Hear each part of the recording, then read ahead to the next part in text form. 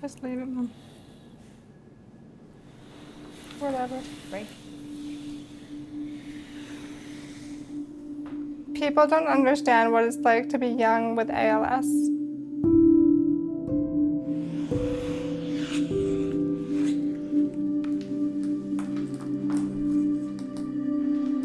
ALS is one of the worst diseases, right? It's incredibly debilitating, it's difficult, of course, for the individual, but also for their loved ones, for the people around them.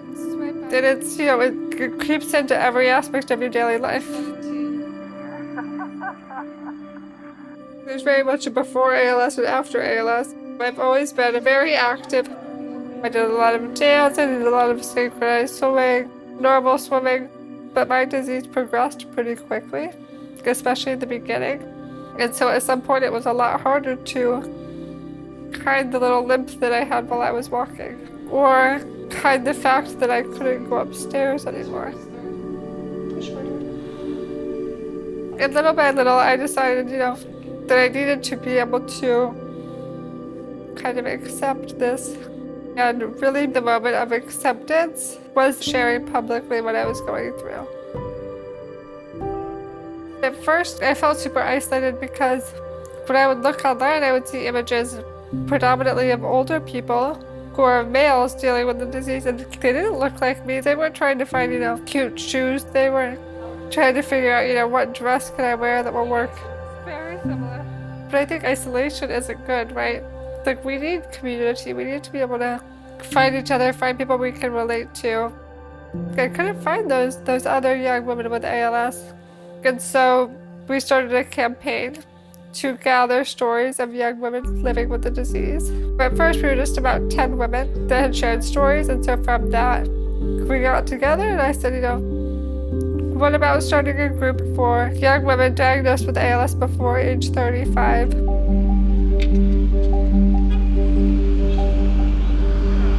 We decided to call the group Her ALS Story because it's a platform for young women to share the female perspective of the ALS journey. I still use your s'mores cake recipe. What is it like to have this disease? What are our feelings? What's beyond the photo of, you know, the girl in the wheelchair? What's it like to travel with ALS? What's it like to, you know, try to eat with limited dexterity? Can I have a tiny tequila? I'm trying to behave on camera. Many people don't realize that ALS can be a livable disease. Look at our group. Everyone is smiling and having fun. We are alive.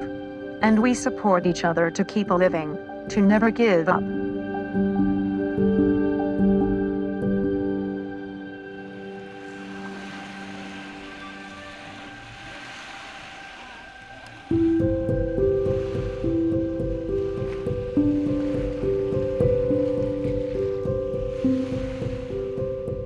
We are here in Cape Cod at Her ALS Stories Warrior Weekend, which is our second annual retreat. Why are you calling it the Warrior Weekend? Because we're all badass warriors.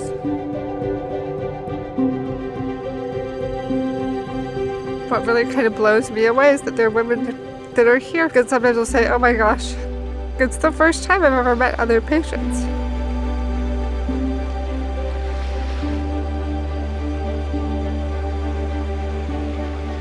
I use the word beautiful when describing Her ALS Story because I can be with a friend who is nonverbal, and we communicate with each other through body language and our eyes and blinking and eyebrows and a quick smile.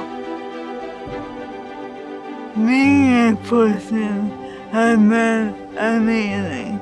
I'm not scared of losing my voice because I've seen everyone and they're still telling it even if they don't have a voice.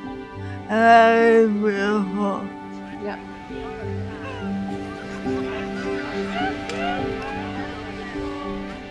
It feels so good to just have people who understand what you're going through. The diagnosis helped me appreciate everything, every moment, every person I meet. You're faced with your mortality. It makes you appreciate life so much more. Like every moment.